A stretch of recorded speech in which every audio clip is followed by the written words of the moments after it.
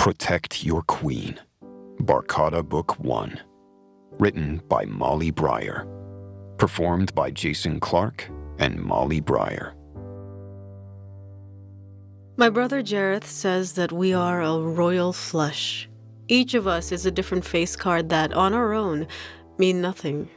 But together, we are the most powerful hand that can be played. You will be the queen, he told me when I was a teenager. The queen of what? I pried. I was so desperate for any morsel of approval. The queen of music, he said, as he took his place at the old, out-of-tune, upright piano in our Quezon City house. He was partially right, I suppose. I became a beauty queen. The music part, though, was a fucking disaster. Prologue. Destiny. 5 years ago, Stockholm, Sweden. The bright lights around the vanity mirror washed out my face, removing all wrinkles and lines.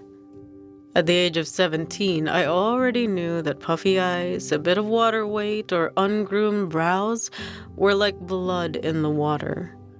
These simple human realities weren't allowed in beauty queens or anyone who dared place themselves in the spotlight. The bulbs that outlined my vanity mirror simulated the stage lights I'd walk under, so I had to make sure I looked perfect. My hair was meticulously arranged, the dress custom tailored to hug every curve and glittered to emphasize my slim frame. Heroin chic was back in fashion. Hooray! I needed the audience in the stands to love me. I needed the judges to choose me. Most of all, I needed the people who viewed through their streaming devices to adore everything they saw. Enough to get on a poll and vote their asses off. For me. So I was powdered, shined, buffed, glittered, and contoured to be the most airbrushed version of myself. My entire life was riding on this single event. Years of pageants from the village to the national, then international level. Kuya Jareth had scrounged sponsors and gotten the money needed to pay trainers, stylists, tailors, and costume designers to get me here. I had starved and worked out every day for months. When I felt like I was going to pass out from hunger, I had a yogurt. I went to the sauna to sweat out the water that prevented my clavicle from protruding through my skin. We created the perfect plastic thing I saw in the mirror, a self that I didn't recognize. I touched my curled hair, staring at the highlighted strands. You look perfect, Bunso. My eldest brother Jareth said, using an affectionate Tagalog term for the youngest in the family. Jen has been worth every peso. Tita Jen was Jareth's most recent investment. She was the best pageant coach in the Philippines. Her client list included many Miss Idol World runners-up. She had been hungry for the one that could get her all the way. Her fees cost as much as a Manila condo, but from where we stood, backstage of the big event and me, a favorite for the big title, she was worth it. I looked at my brother. Jareth wore a black and gold Giorgio Armani single-breasted suit. Unlike me, he was the same person as his reflection. He stood tall, pristine. He was the head of our family and a god amongst men. Black hair, black eyes, and golden skin. We didn't look like siblings. He was a statue made of bronze, perfect and unbreakable.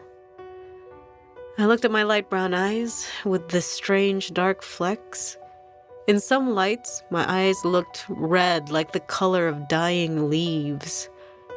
Where he was cold metal, I was fire, and constantly in threat of burning out.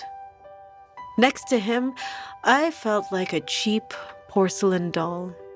Pretty on the outside, hollow on the inside. My reflection was better than the reality. I wanted to smash my fist into the glass. to crack it as much as I was cracked. Why can't I just look like myself? I curled my finger through my hair and looked at the bleach-damaged ends. I get the whole beach wave thing is in fashion, but it makes me fade into a sea of bimbos on stage. Jareth's hands balled into fists as he tried to steady himself. I was giving him a problem he couldn't fix. I was complaining about something when I was at the starting gate. It was too late to do anything about it. He hated that. He hated problems he could not solve. They were an insult to him. You think we spent all this money on a coach just so you can go your own way? Jareth snorted and then added that passive-aggressive parental phrase. Bahala kasabuhay mo.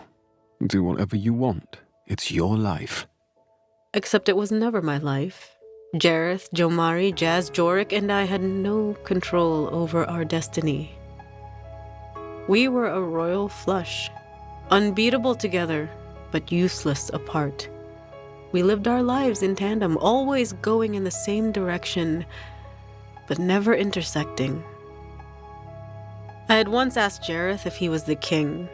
He shook his head with a laugh. I still don't know what card he'd be. Or maybe he hadn't thought through the metaphor.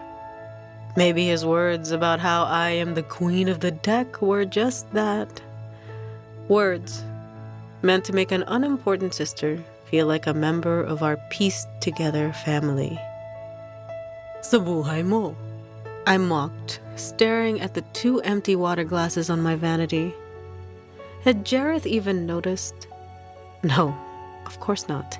His nose was back in his phone, texting business.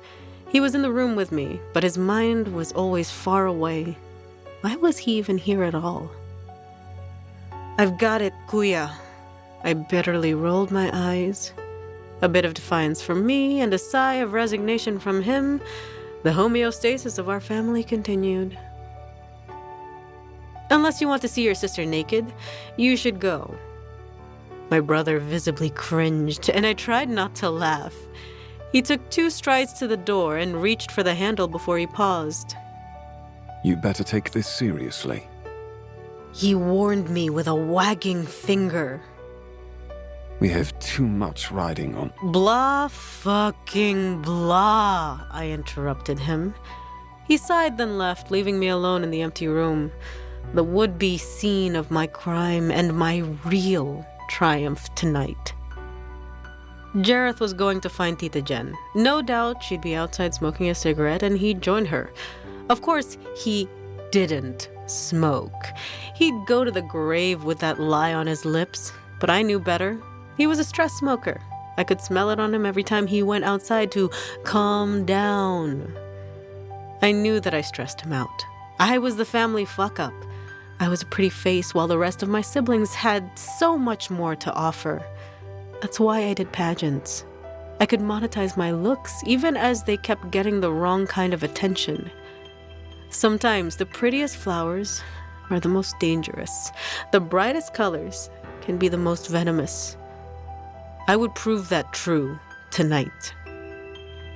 I was a favorite to win the big crown. I had made sure of it in many, many ways. I put a small needle in Miss Canada's evening shoe so that she'd feel the slightest prick in her heel.